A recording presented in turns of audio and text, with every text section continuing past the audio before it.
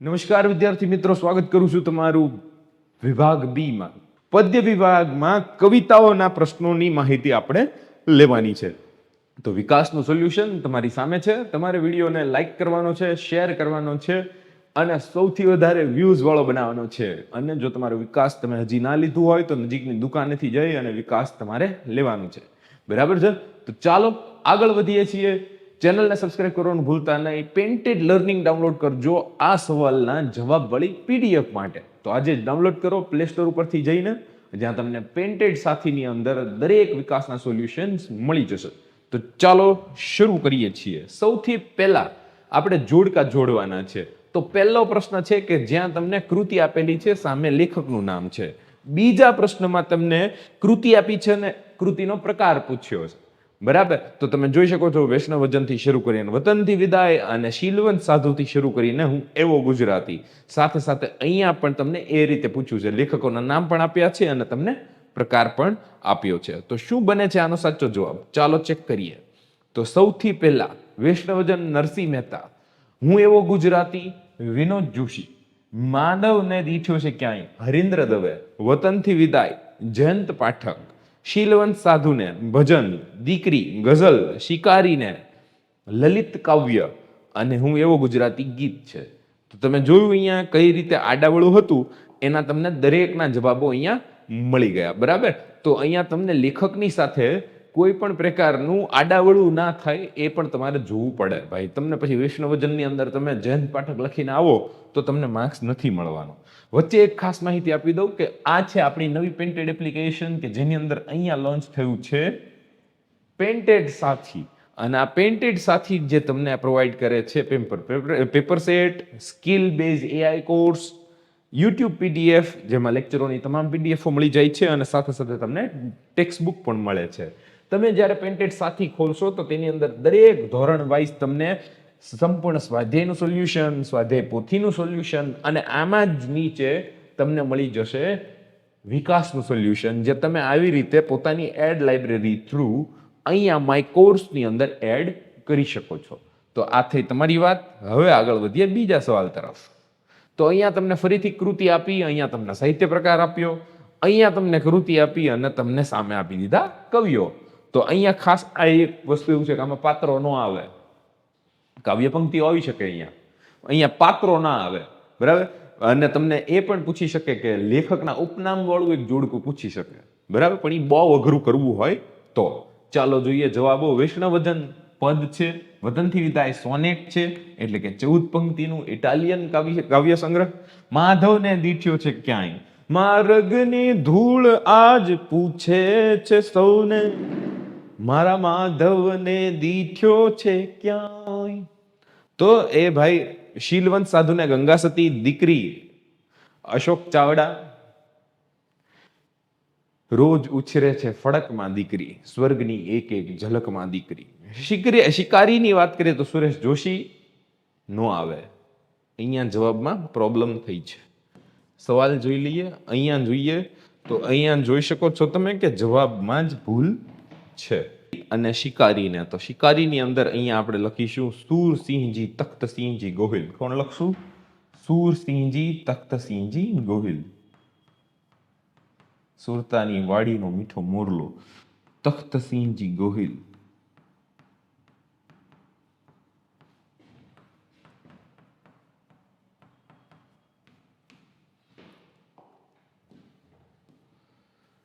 એના પછી આપણે જોઈએ છીએ સકળ તીર્થ તેના. અહીંયા તેના આવશે. સકળ તીર્થ તેના ખાલી જગ્યા મારે. હવે ખાલી જગ્યાઓ શરૂ થાય છે. વૈષ્ણવદત્ત ખાલી જગ્યાને અર્પિત થયું છે. ભજે નરસૈયો તેનું ખાલી જગ્યા કરતા અને ખાલી જગ્યા દર્શન માંગી અચેતન રૂપ ફૂલ તરી જવાય છે. તો અહીંયા ખાસ સૂચનાઓ જોઈએ. દર્શન માત્રથી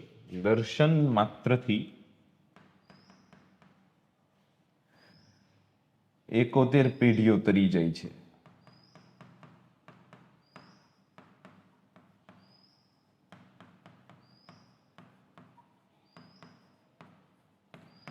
તો અહીંયા ભાઈ સકળ લોક તેના તનમાં રે આવશે. તો સાચો જવાબ તનમાં આવશે. વૈષ્ણવજન ખાલી જગ્યાને અતિ પ્રિય હતું. કેવું હતું? અતિ પ્રિય. તો અહીંયા ગાંધીજી આવશે. ગાંધીજી ભણે નરસૈયો તેનું દર્શન કરતા, તો અહીંયા દર્શન આવશે, સાચો જવાબ દર્શન. અને ખાલી જગ્યાના દર્શનથી ભાઈ 71 પેઢી તરી જાય, તો અહીંયા વિષ્ણુવચન જવાબ આવશે. એના પછીનો પ્રશ્ન જોઈ લઈએ. જેમનામાં સર્વ ગુણોનો વિકાસ થયો હોય, એક ખાલી જગ્યા હોય. ગંગા સતી ખાલી જગ્યાના માર્ગે ખૂબ આગળ વધેલા. શીલવંત સાધુ એટલે ખાલી જગ્યા, અને ગંગા સતી ખાલી જગ્યા સાધુને વખાણવા કહે છે. જોઈએ સવાલોના જવાબ. સવાલોના જવાબની અંદર કવિતામાંથી બેઠે બેઠા જવાબ આપ્યા છે. જેનામાં સર્વ ગુણોનો વિકાસ થયો હોય તે સંત છે. અને અહીંયા જવાબ જે છે એ સંતની નહીં પણ શીલ આવશે. શું આવશે? શીલ. ગંગા સતી યોગ માર્ગે આગળ વધ્યા હતા. શીલવંત સાધુ એટલે ચરિત્રવાન સાધુ. ગંગા સતી વખાણવા નહીં, વારે વારે નમવા, વારે વારે નમવાનું કહે છે. બરાબર, તો શીલવંત સાધુને વારે વારે નમવાનું કહે છે. એના પછી સ્વર્ગની દીકરી સ્વર્ગમાં ખાલિયાની ઝલકમાં દેખાય છે, તો કે દેવીઓની ઝલકમાં દેખાય છે. સૂર શરણાઈ અને ભીડ દ્વારા ખાલી આપે, તો આખા દીકરી પદના તે તમને અહીંયા સવાલો જોઈ શકાય છે. સુખડ ચંદન અને કુમકુમમાં કવિ ખાલી જગ્યાને જુએ છે, દીકરીને જુએ છે. તો આ 3 મહત્વના સવાલો અહીંયા તમારી સામે હતા. એના પછી હું એવો ગુજરાતી, હું એવો ગુજરાતી કે જેની હું ગુજરાતી એ જ વાત પર ગજ ગજ ફૂલે છાતી. હું એવો ગુજરાતી, હું એવો ગુજરાતી. તો હું એવો ગુજરાતી કાવ્યમાં હું નો ભાવ ખાલી જગ્યા દર્શાવશે. ગૌરવ, અહંકાર, સ્વપરિચય. કવિએ ધામને ખાલી જગ્યા રંગનું કહ્યું છે. હું એવો ગુજરાતી કાવ્યમાં નદીનો ઉલ્લેખ થયો છે, તો 2 નદીઓનો ઉલ્લેખ થયો છે. એના પછી છે કવિ વિનોદ જોશીએ ગુજરાતી કવિતાને ખાલી જગ્યાથી વધાવી છે. ગુજરાતી ગિરનારના સિંહનું ગૌરવ માટે હું સાવજની ખાલી જગ્યાનો ઉપયોગ કર્યો છે. તો અહીંયા તમે જોઈ શકો છો કે ભાઈ આ આખું જે કાવ્ય છે 7 નંબરનું કાવ્ય, એની અંદર હું અહીંયા જે દર્શાવે છે તે શું દર્શાવે છે?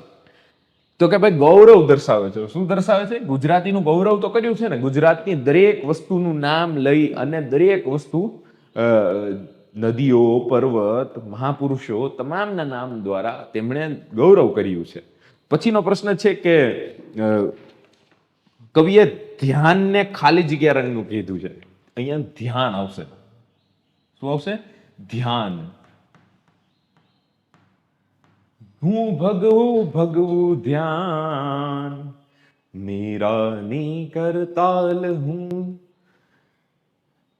તો એ જે આખી પંક્તિ છે એ દર્શાવે છે અહીંયા કે ભગવા રંગનું કીધું છે. હું એવો ગુજરાતી કવિતામાં ખાલી જગ્યા નદીનો ઉલ્લેખ છે. તો એક તો નર્મદાનો ઉલ્લેખ છે અને એક બીજો છે મહીસાગરનો. આપણે અહીંયા માજમ અને અહીંયા મચ્છુ, તો એક નર્મદાનું નામ લઈ શકાય. કવિ વિનોદ જોશીએ ગુજરાતીને ખાલી જગ્યાથી વધાવી છે. ગૌરવવંતી કીધી છે. કેવી? લચકાતી કીધી છે. કેવી કીધી? લચકાતી. તો અહીંયા મહેકાતી નહીં, લચકાતી. લચકાતી ગુજરાતી ભાષા કીધી છે. ગિરનારના સિંહના ગૌરવ માટે હું સાવજની ત્રાડ. શું? ત્રાડ એવો શબ્દ કીધો છે.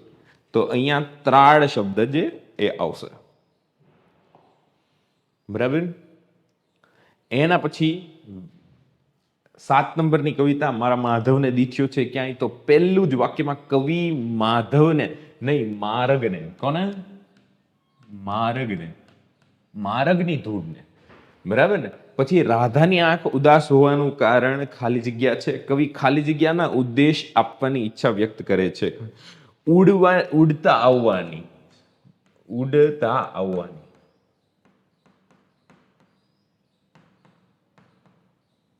ઈચ્છા વ્યક્ત કરે છે. રાતરાણી ખાલી જગ્યાથી નહાય છે. શું? નહાય છે. ચાલો, તો આના જવાબો જોઈ લઈએ. સૌથી પહેલા તો તમે અહીંયા જુઓ, કવિ માર્ગની ખાલી જગ્યાને હાંફીને માધવને પૂછે છે, તો અહીંયા ધૂળ આવશે. બરાબર. રાધા રાણીની ઉદાસ હોવાનું કારણ કૃષ્ણ માટેનો વિરહ છે. કવિ ખાલી જગ્યા ઉડતા હોવાની વાત કરે છે, તો મોરપીંછની વાત કરે છે. અને રાતરાણી ખાલી જગ્યાથી નાય છે, તો ઝાકળથી નાય છે. શેનાથી નાય છે? ઝાકળથી નહાય છે. બરાબર. તો આવી રીતે સવાલોના જવાબો આપણને મળતા હોય છે. તો સુગંધ, બરાબર. રાતરાણી સુગંધથી નાય છે? નહીં, ઝાકળથી જ નાય છે. તો અહીંયા આ ખોટો જવાબ છે. એના પછીનો સવાલ જોઈ લઈએ.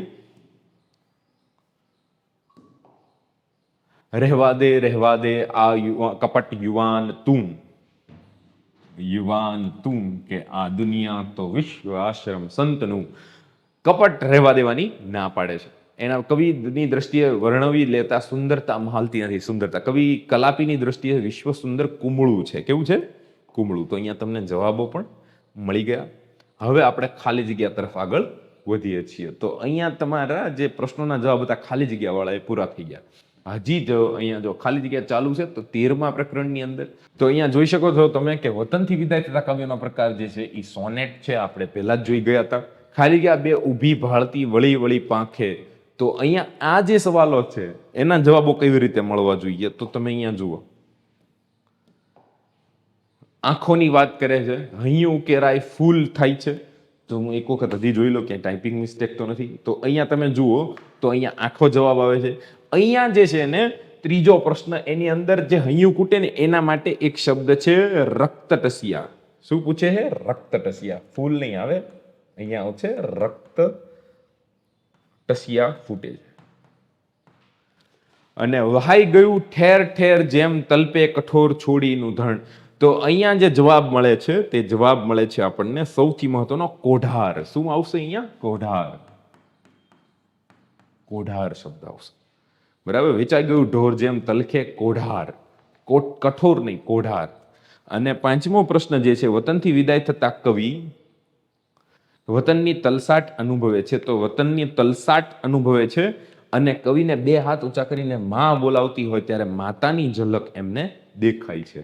તો અહીંયા વતનનો તલસાટ અને માતા. તો ક્યાંક ટાઈપિંગ મિસ્ટેક થઈ છે, એના માટે માફી ચાહું છું. બરાબર, અમે ધ્યાન રાખીશું. હવે આપણે આ જ વિભાગના એક વાક્યના પ્રશ્નો લેવાના છે. તો વૈષ્ણવજનની કઈ વાતનું અભિમાન કરતા નથી? નરસિંહ મહેતા કોને ધન્ય માને છે? ધન્ય માને છે. એના પછી નરસિંહ મહેતાનું પદ કયા નામે જાણીતું છે એ પણ તમારે જવાબ આપવાનો થાય. તો અહીંયા એના 3 જવાબ બને ભાઈ. વૈષ્ણવજન તો તેને કહીએ નામે જાણીતું છે, પરંતુ અહીંયા નરસિંહ મહેતાના પદ બીજા કયા નામે જાણીતા છે એમ પૂછે તો અહીંયા તમારે પ્રભાતિયા લખવું પડે.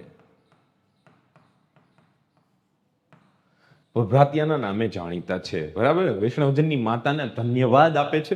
તો ખાસ આ પણ યાદ રાખશું આપણે. પછીના 2 પ્રશ્નો. શીલવંત સાધુને ભજનના અંતિમ પંક્તિમાં કવિ કોને ઉદ્દેશીને લખે? તો અહીંયા બધાને ખબર પડે પાનબાઈને ઉદ્દેશીને લખે છે. અને ગંગા સતીનું કયું ભજન? શીલવંત સાધુને. તો આ તો નાના બાવને પણ આવડે.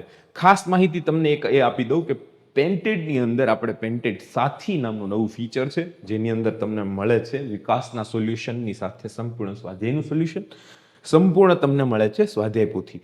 જો તેને તમે એડ લાઇબ્રેરી દ્વારા અહીંયા માય કોર્સની અંદર એડ કરી શકો છો. ઉપરાંત તમે લાભ લઈ શકો છો પેન્ટેડ પેપર સેટનો, સ્કિલનો, જેની અંદર તમને એઆઈના કોર્સ મળશે. ઉપરાંત તમે પીડીએફ પણ ડાઉનલોડ કરી શકો છો અને પેન્ટેડ ટેક્સ્ટબુકમાંથી તમને ઓનલાઈન ટેક્સ્ટબુક વાંચવા મળી જશે. તો આ તમામ વસ્તુ માટે તમારે અત્યારે જ પેન્ટેડ લર્નિંગ એપ્લિકેશન ડાઉનલોડ કરવી પડશે. બરાબર. શીલવંત સાધુને અને પાનભાઈ આપણા જવાબ સાચા છે. સંસ્કાર સંવર્ધનની ધારણામાં કઈ બાબતનો ઉલ્લેખ નથી અને કવિનું કયું કોણે કર્યું નથી. તો અહીંયા જે છે સંસ્કાર સંવર્ધનની હારમાળામાં કઈ બાબતનો ઉલ્લેખ નથી. અને પછીનો પ્રશ્ન છે શિક્ષણનો ઉલ્લેખ નથી. કોનો ઉલ્લેખ નથી? શિક્ષણનો. તો અહીંયા શિક્ષણ આવશે. અને કવિ સ્નેહનું ઝરણું કોને કહે છે?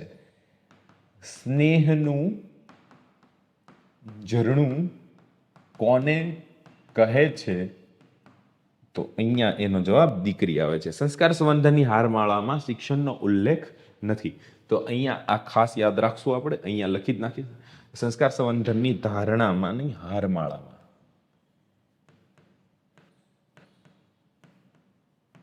બાકી જવાબ સેમ ટુ સેમ જ છે. અને અહીંયા સ્નેહનું ઝરણું દીકરીને કહે છે. એના પછી જોઈએ સવાલો. ગુજરાતનો પિંડ કામાંથી બનેલો છે? બરાબર. શેમાંથી બનેલો છે? કઈ વાતથી કવિની ગજગજ છાતી ફૂલે છે? ગુજરાતના પ્રાણમાં કોણ સતત ધમકે છે? તો અહીંયા માણસમાં નહીં, પ્રાણમાં. તો ખાસ યાદ રાખશો, આપણે ક્યાંક માઇનર ભૂલો થઈ છે. તો અહીંયા સતત જે ધબકે છે તે રત્નાકર છે. કોણ છે? રત્નાકર. અને અહીંયા આવશે પ્રાણ.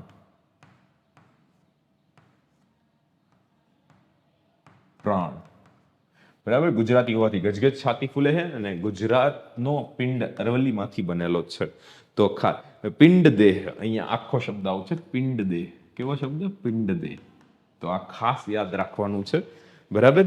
તો આ રીતે તમારા એક વાક્યના પ્રશ્નો થઈ ગયા.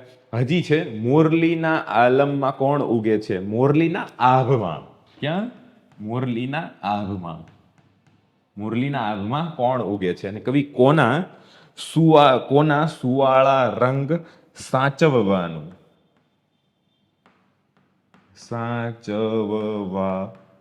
કહે છે? તો એનો જવાબ છે કે મોરપીંછના. કોના? અહીંયા તમે જવાબમાં જોઈ શકો છો કે મોરપીંછના સુવાળા રંગ સાચવવાનું કહે છે. સાચવવાનું કહે છે. અને આભમાં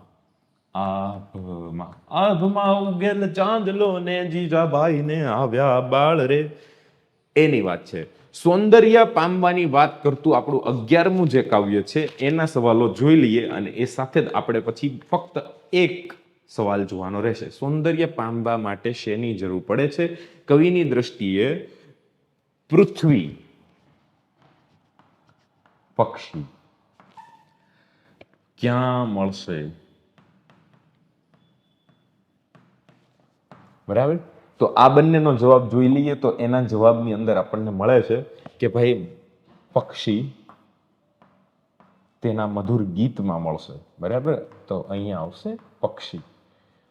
અને સૌંદર્ય પામવા માટે સૌંદર્ય ચિર અનુભવની જરૂર પડે છે. શેની જરૂર પડે છે? સૌંદર્ય ચિર અનુભવ દ્રષ્ટિની. સૌંદર્ય દ્રષ્ટિ. શેની જરૂર પડશે? સૌંદર્ય દ્રષ્ટિની જરૂર પડશે. અને એ દ્રષ્ટિના અનુભવની જરૂર પડશે. બરાબર. તો ફક્ત આ એક વાક્યના સવાલો છે જેની અંદર તમારે જવાબો આપવાના હતા. એના પછી આપણે વતનથી વિદાયના સવાલો જોઈ લઈએ. તો પહેલો પ્રશ્ન છે, વતનની હદ પૂરી થતા કોને પાછા જવાનું છે? પછી છે બીજો સવાલ કે વતનની વિદાય થતા કાવ્યમાં આઘું ખેતર કાવ્યનાયકને કોણ દેખાય છે? ઊંચો કાવ્યનાયકની માતા દેખાય છે. હસાવેલા નહીં, રિસાયેલા. અહીંયા જવાબ આવશે રિસાયેલા. શું આવશે? રિસાયેલા. અને અહીંયા હદ પૂરી થતા કૂતરાને પાછું જવું પડશે. કોણ? કૂતરાને. તો આ ખાસ યાદ રાખવાનું છે. અહીંયા આવશે આઘે. ખેતરમાં કાવ્યનાયકને કોણ દેખાય છે? તો માતા દેખાય છે. બરાબર. અને વતનથી વિદાય થતા કાવ્યમાં એવી ભાવના વ્યક્ત થઈ છે કે જાણે રિસાળા શિશુને બા બોલાવતી હોય એવી ભ્રમણા થાય છે કવિને, અને એને દેખાય છે. તો ક્યાંક ક્યાંક ભૂલો હતી એ સુધારી નાખીશું. અમે સુધારેલી PDF તમને આપીશું. મેં સુધારો કરી દીધો. મને જ્યાં જ્યાં ખટકો લાગ્યો ત્યાં સુધારો કર્યો છે, અને તમને જવાબ આપવાનો પ્રયત્ન કર્યો છે. અને હવે આપણે મળીશું નેક્સ્ટ લેક્ચરમાં. Painted Painless Learning.